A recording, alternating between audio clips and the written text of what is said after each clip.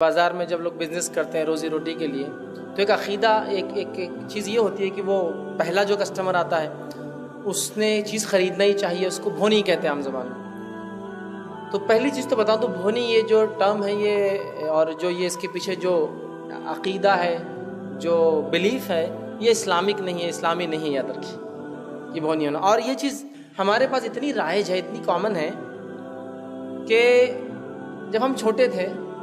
اور کوئی چیز خریدنا ہوتی تو دکان کے کھلنے سے پہلے جا کے بیٹھ جاتے تھے کہ اب یہ کھولیں گے، اور اتنا تنگ کرتے تھے اور اس کو وہ ریٹ پہ لاتے تھے جس میں ہم کو لینا ہے، اور وہ بیچارہ کئی بار لاس میں بھی بیچتا تھا۔ کیوں؟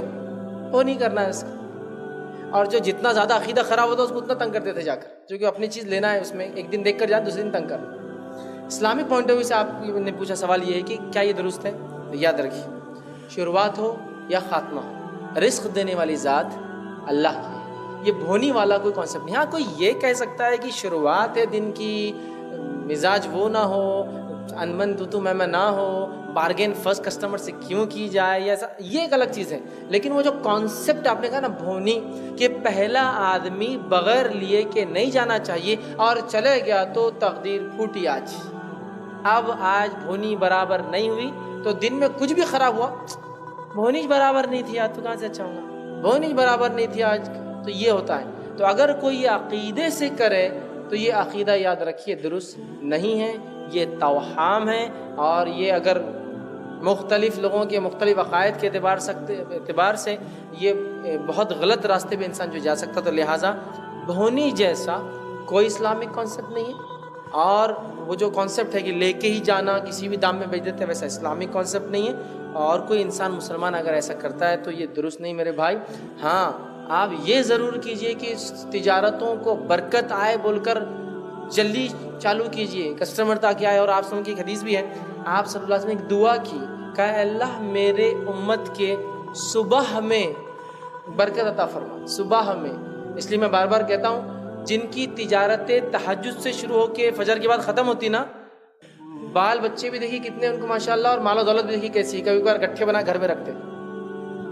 صبح جن کی چالو ہوتی، پھول والے آپ دیکھ لیجئے،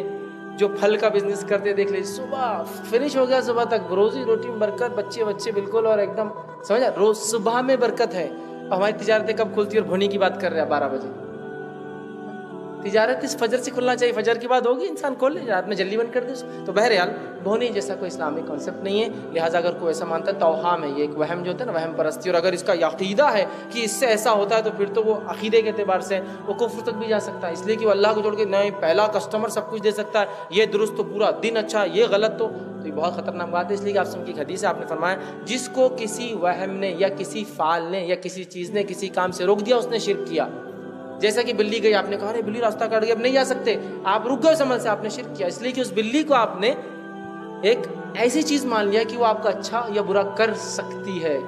تو کسی چیز نے، تو پھر یہ ہو جائے اگر کوئی ویسا عقیدہ رکھتا ہے تو۔ لیکن عام اعتبار سے یہ کوئی اسلامک کانسیپٹ نہیں ہے، اور توہام ہے، لیکن اس کے عقیدے کے اعتبار سے یہ بہت برا بھی بہرحال ہو سکتا ہے۔ اللہ تعالیٰ رزق دینے والا ہے، وہ جب چاہے دے سکتا ہے، آپ بارگین کر سکتے ہیں، اور آپ مختلف ٹیکنیک اختیار کیجیے، نہ کہ یہ جو ہے بھونی کا جو ہے سسٹم رکھیے۔